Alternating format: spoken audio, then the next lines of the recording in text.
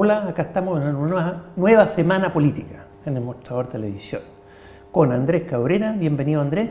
Muchas gracias, Federico. Nuestro Mirko Macari, bienvenido. ¿Qué tal? ¿Qué tal, bueno, Mirko? Escenario postelectoral, ¿qué más nos puede convocar? Aparte, a pesar de que han salido muchos otros temas, pero sigamos dándole al escenario postelectoral para entretenernos un rato.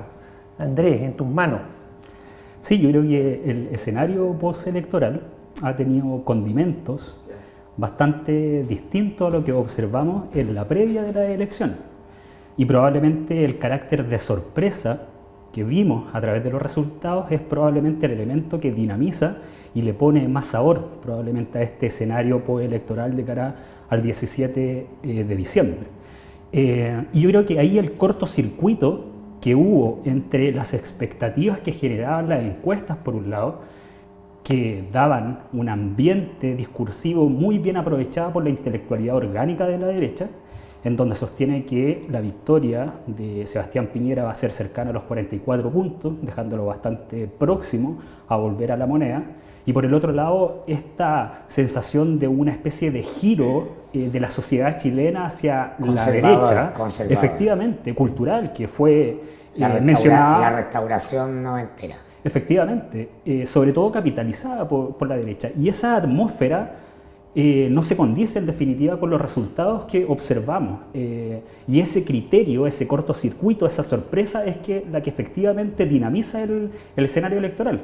¿Qué es lo importante y lo decisivo? Y lo habíamos dicho anteriormente en algunas columnas acerca de la relevancia de estas elecciones, las más relevantes desde nuestro punto de vista desde 1988 hasta la actualidad, a pesar de que hay una diferencia sustancial, que es la participación. En el plebiscito de 1988, 88% de participación, y ahora estábamos en la cuesta, vale decir, solamente un 44%. A pesar de esa diferencia, la relevancia de estas elecciones, y se demostró efectivamente, es que cristalizaría un reordenamiento de las fuerzas sociopolíticas y por lo tanto hay una nueva imagen, una nueva consolidación de la geografía política de cara al comienzo de la tercera década del siglo XX. Eso sin duda es lo más relevante y por eso la victoria que obtuvo y que todos le asignan al Frente Amplio, porque es precisamente la constitución de una nueva fuerza política alternativa. 3/3.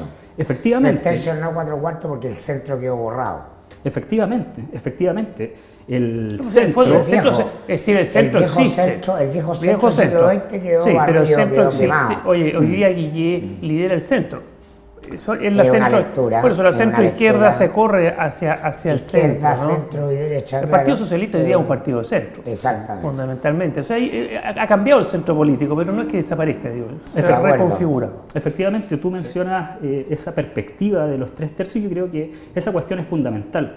Al interior de Fundación CREA nosotros estuvimos analizando el contexto electoral y probablemente lo que nos permitió escapar a esta atmósfera, a esta imagen de momento que presentaban las encuestas, es por un lado una arista investigativa que potencia la perspectiva histórica, la contingencia, la excesiva mediatización del acontecer político en la actualidad tiende a borrar demasiado rápido las huellas de aquellas tendencias históricas y por lo tanto había que ponerle un poco más de historiografía, un poco más de sociología política y observar las tendencias, la secuencia, el rollo por completo de la película, y en ese rollo completo de la película existe esa tendencia al reordenamiento. Es muy interesante también porque la tradición chilena, en términos historiográficos y sociológicos, políticos, tiene variadas investigaciones que han hablado de un objeto de estudio fundamental en este contexto, que es el sistema de partidos, y cómo al parecer, adoptando una categoría sociológica proveniente de la obra de Giovanni Sartori, de un libro de 1976 muy destacado, que también utilizaron algunos intelectuales a nivel nacional, partidos y sistemas de partidos, hay una categoría que es fundamental para analizar el contexto actual.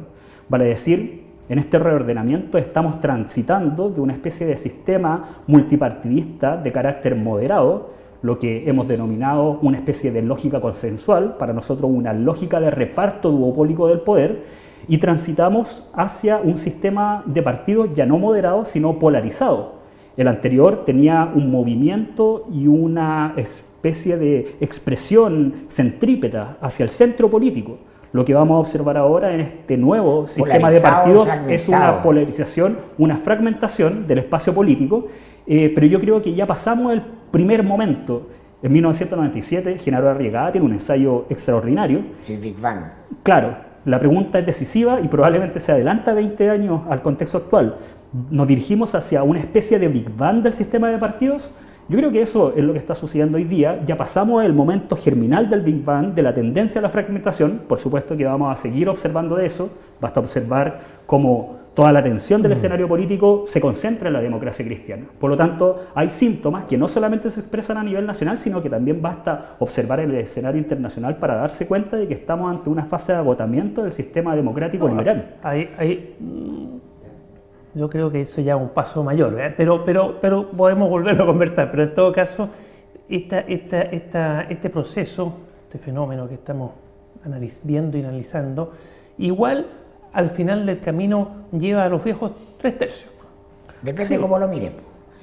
O sea, es como un periodo de declinación de lo que en el comienzo de los 90 fue el mantra global democracia y mercado. Y la irrupción del Frente Amplio me interesa, aunque alcanzó un 20%, que es muy bueno en relación a la expectativa que había, tanto en la presidencial como en la parlamentaria.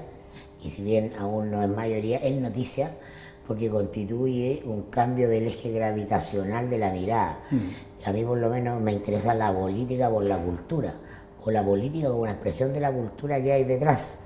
Y entonces me interesa el Frente Amplio como la emergencia de un discurso moldeado bajo un nuevo paradigma, porque eso también se está expresando globalmente y se está expresando a través de una serie de sensibilidades que parecen inorgánicas, diferenciadas, sectoriales, pero que obedecen a un mismo patrón, a mi juicio, que es un fenómeno en la modificación de la conciencia sobre lo humano. Entonces, estamos frente a un cambio civilizatorio y eso es lo que me interesa, o bajo ese paradigma me interesa mirar la microfísica política. O sea, más relevante la elección que quién va a ganar en una dimensión de conversación es lo que viene por debajo, es decir, cómo el Frente Amplio irrumpe el 2011 como movimiento estudiantil, ¿no? Logra por primera vez cambiar una agenda que es hegemónica, que está consensuada, que es poderosa, que atraviesa a toda la élite de izquierda a derecha, ¿no? Salvo casos muy excepcionales y menores, satelitales, y instala el fin del lucro, ¿no? Y del fin del lucro se empiezan a desprender una serie de cambios conceptuales. Esa agenda avanza con fuerza, la toma Michelle Bachelet, gana el gobierno por inoperancia política de ese propio gobierno, parece culturalmente derrotada, ¿no? Y entonces aparece que los sectores partidarios del conservadurismo, del status quo, toman el mantra de la retroexcavadora. Y eso domina la elección y parece que la gente quiere volver atrás, que no quiere nada nuevo, que se asustó, se instala ese marco interpretativo y la elección del domingo lo derrumba de nuevo. Y entonces la historia vemos son 2 pasos para adelante y 1 para atrás. Y nos enseña que también se camina para el lado, que no todo es lineal. Y eso es lo más interesante, porque detrás del Frente Amplio, creo yo, no hay solamente una nueva izquierda y no hay solamente una izquierda nostálgica del radicalismo de los 60, puede haber ahí alguna gente de eso, es la expresión de una generación que se relaciona muy distinto, ¿no? Con el fenómeno del humano, lo social y lo político. Y del poder en general, pues ya vemos cómo... Ahí emergen desde el veganismo, el animalismo, sin lugar a duda el pensamiento ecológico, de profundo, ¿no? Profundo la idea de la solidaridad y de lo colectivo. Digo deliberadamente lo colectivo porque creo que es una trampa volver a la vieja dicotomía de tipo de Estado-mercado. Yo creo que es una cuestión obsoleta, es como una nueva ecuación entre lo individual y lo colectivo. El individuo, sus derechos, sus prerrogativas, el respeto de lo propio ya está consolidado en Chile y en el mundo. Eso está plenamente consolidado, es el gran aporte del liberalismo desde el 1700 en adelante. Hoy día la cosa es como organizamos, reequilibramos lo individual con lo colectivo. Es bidimensional, no puede ser distinto lo uno de lo otro. Es un tema apasionante, pero aterricémoslo un poquito. ¿Cómo eso, ese 20% que más o menos está describiendo Mirko, va a afectar o no va a afectar, o puede o no afectar las elecciones? Porque vimos que los antiguos de ese mundo, como un Hirsch, llama al tiro a votar por Guillé, pero los nuevos de ese mundo dicen, para leer, vamos a ir a consultar a las bases. Lo dicen de otra forma, pero eso es lo que están diciendo, que fue la forma de actuar en política cuando nacieron en la política, que es el año 2011, ¿no? Ellos iban a consultar las bases. Y ahora están reproduciendo, y cuando los tiempos son muy pocos. Entonces, ese procedimiento puede significar, en definitiva, pero es una hipótesis, puede significar que llegue tarde el apoyo, y si llega tarde el apoyo va a perder Guillé, si es que lo dieran. O probablemente las bases les digan que no lo apoyemos porque así seguimos configurando y potenciando el 20%. Tú eres experto en Frente Amplio, a ver, ¿qué opinas? Efectivamente, yo creo que las condiciones son lo que podríamos denominar el 20-20, 1 más 19, entre paréntesis, vale decir, el 20% que obtuvo en la presidencial Beatriz Sánchez, las 20 candidaturas que ingresan al Parlamento, donde hay un predominio, y esto es importante, de Revolución Democrática con 8 candidaturas, le siguen el Partido Humanista con 3 y el Movimiento Autonomista con 3. También hay otras fuerzas que instalan 2, como el Partido Liberal, etc. Y eso habla también de la composición hegemónica y que también los sectores quizás más subalternos dentro de la correlación de fuerzas internas del propio Frente Amplio. Yo creo que ahí quizás hay que analizar también la continuidad. Recordemos que Revolución Democrática fue el principal actor detrás de la campaña de Beatriz Sánchez. La apuesta comunicacional depende en gran medida de ese eje. Recordemos que estaba también comandado por el expresidente de Revolución Democrática, Sebastián de Polo. Ahí yo creo que hay un análisis interesante que hacer acerca de cuál es el nuevo cuadro de correlación de fuerzas internas del Frente Amplio y observar el perfil, por ejemplo, y el despliegue comunicacional que están teniendo los parlamentarios. ¿Cómo va a afectar la elección? A mí me gusta ese tiempo que está teniendo el Frente Amplio, que dicen que lo importante ya, de ahí vamos a decir qué hacemos en esta elección, pero no es lo importante. Y a mí eso me gusta. Es una nueva forma de enfrentar los tiempos políticos. Porque no nos gusta Piñera, pero no es dramático que gana Piñera. No es Marine Le Pen. Exacto. Y efectivamente no es Marine Le Pen. Es muy distinto, por ejemplo, el escenario que se configuró en la segunda vuelta del contexto peruano, donde tenemos una derecha radicalizada, representada en Keiko Fujimori, que gana en la primera vuelta presidencial. Tenemos una derecha que podríamos decir moderada a través de PPK, y el 20% que también obtuvo Verónica Mendoza, si no me equivoco es el nombre de la candidata, que venía por fuera, muy parecida también al Frente Amplio acá, de hecho le mandó saludos en este proceso electoral, termina a apoyar a PPK.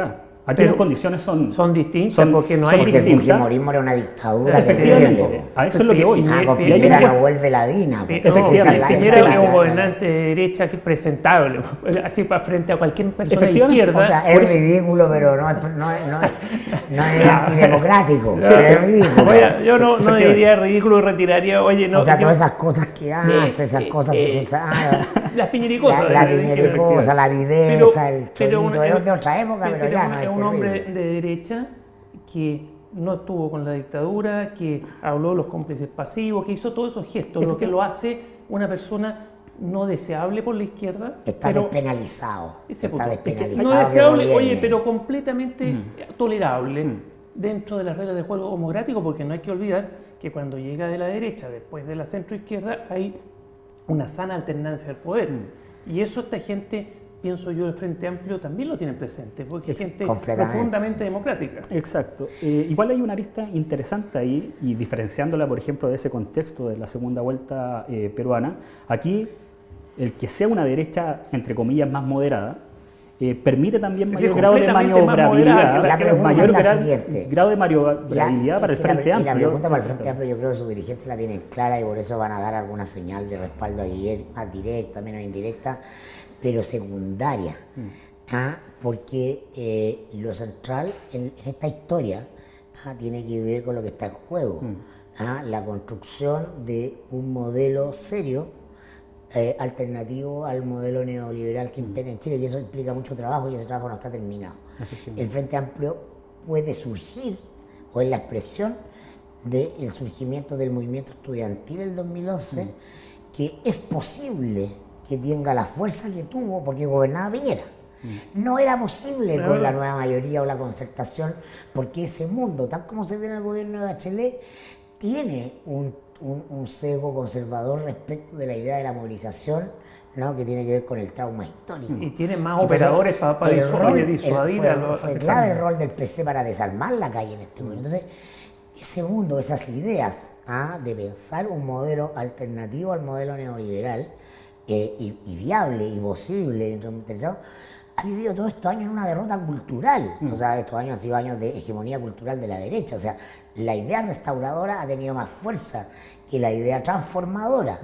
Entonces, va a ocurrir lo mismo. La cosa es que queremos ganar. ¿Queremos ganar la elección presidencial o queremos ganar la batalla de la idea? Que es lo primero para que no solo se consolide una mayoría política, sino que esa mayoría sea legítima, que haga sentido. ¿No? Y eso todavía está líquido. Y nosotros todavía, ¿qué conviene más a la consolidación? Seguramente todo eso va a ser parte de las asambleas. La pregunta evidente es que en un gobierno de Piñera es mucho más nítido la construcción de una alternativa. La pregunta es, ¿cuánto hubiera sacado el Frente Amplio en la elección parlamentaria y en la elección presidencial con un clima cultural no adverso como el que tenía? Es un buen punto. Y además hay que pensar que mucha gente del Frente Amplio, aunque los llamen sus líderes naturales, como le queremos decir, a votar por Guillén, no van a ir a votar por Guillén. Y ahí hay un tema... Algunos. No, y otros sí, por supuesto. Está dividido, eso ya está claro. Cada votante está súper dividido. Claro. Y en ese sentido, curioso cómo se generó antes de la primera vuelta el clima triunfalista de la derecha y de Piñera, y hoy día curiosamente se ha generado el clima de que está en peligro eso porque puede ganar Guillén. ¿Tú lo ves posible eso? Yo creo que hay muy pocas posibilidades que Guillén, porque la diferencia es muy alta. ¿Quieres que nos tiremos a la piscina? Sí, interactuemos, claro, tiremos. Yo te voy a decir, ya, tiremos a la piscina. Yo pienso que mucha gente del Frente Amplio no va a gatillar, vamos a votar por Guillén para que no gane la derecha. Yo creo que eso no va a ocurrir mayoritariamente. Y por lo mismo, Guillén no va a lograr subir lo necesario porque no tiene cómo subir tanto. Y Piñera es verdad que no llega al 50% con el voto de Kast.